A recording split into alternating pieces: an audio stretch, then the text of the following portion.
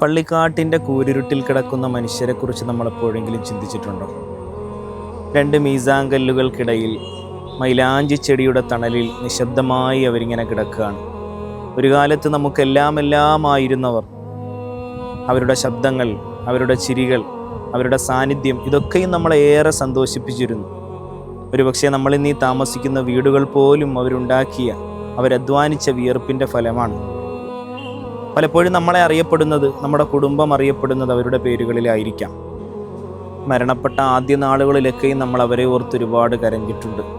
അവർക്ക് വേണ്ടി ഒരുപാട് പ്രാർത്ഥനകൾ നമ്മൾ നടത്തിയിട്ടുണ്ട്.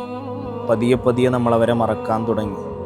വീണ്ടും അവരുമായി ബന്ധപ്പെട്ട എന്തെങ്കിലുമൊക്കെ കാണുമ്പോൾ നമ്മൾ അവരെ ഓർക്കും, നമ്മൾ വിതുമ്പാറുണ്ട്, ദുആ ചെയ്യാറുണ്ട്. പിന്നെയും നമ്മുടെ ജീവിതത്തിൻ്റെ തിരക്കുകൾ, നമ്മുടെ ജോലി തിരക്കുകൾ, നമ്മൾ കുടുംബവുമായി ബന്ധപ്പെടുമ്പോൾ നമ്മുടെ സന്തോഷ നിമിഷങ്ങളിലെല്ലാം ആ പ്രിയപ്പെട്ടവരെ നമ്മൾ മറന്നു പോകുന്നു.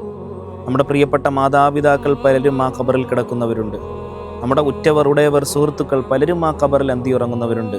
ആ പ്രിയപ്പെട്ട മുഅ്മിനീങ്ങൾ ഖബറിൽ കിടന്നുകൊണ്ട് ചിന്തിക്കുകയാണ്, എൻ്റെ മക്കൾ എന്നെ ഒന്ന് ഓർത്തിരുന്നെങ്കിൽ, എനിക്ക് വേണ്ടി ഒരു പ്രാർത്ഥന നടത്തിയിരുന്നെങ്കിൽ, എനിക്ക് വേണ്ടി എൻ്റെ ആഖിറത്തിലേക്ക് വേണ്ടി അവരെന്തെങ്കിലും ഒന്ന് ചെയ്തിരുന്നെങ്കിൽ. ഒരു മനുഷ്യൻ്റെ ഖബറിലെ അവസ്ഥയെപ്പറ്റി റസൂല് പഠിപ്പിക്കുന്നുണ്ട്. വെള്ളത്തിൽ മുങ്ങി മരിക്കാൻ പോകുന്ന ഒരു മനുഷ്യൻ്റെ അവസ്ഥ എങ്ങനെയാണോ, അവൻ ഏതു സമയവും ആരെങ്കിലും ഒന്ന് രക്ഷിച്ചിരുന്നെങ്കിൽ, ആരെങ്കിലും എന്നെ ഒന്ന് സഹായിച്ചിരുന്നെങ്കിൽ എന്ന് അവനിങ്ങനെ ആഗ്രഹിച്ചു കൊണ്ടിരിക്കുന്നത് പോലെ ഖബറിൽ കിടക്കുന്ന ഖബറാളികൾ ജീവിച്ചിരിക്കുന്നവരുടെ ഒരു പ്രാർത്ഥന ആഗ്രഹിക്കുമെന്ന് റസൂല് പഠിപ്പിക്കുന്നുണ്ട്. ഇപ്പോൾ തന്നെ നമുക്ക് നമ്മുടെ കുടുംബങ്ങളിൽ നിന്ന് മരണപ്പെട്ടു പോയവർക്ക് വേണ്ടി ഒരു ഫാത്തിഹ ഓതി ഹദിയ ചെയ്യാം. അള്ളാഹു അവരുടെ ഖബറിടങ്ങൾ സന്തോഷമാക്കി കൊടുക്കുമാറാകട്ടെ.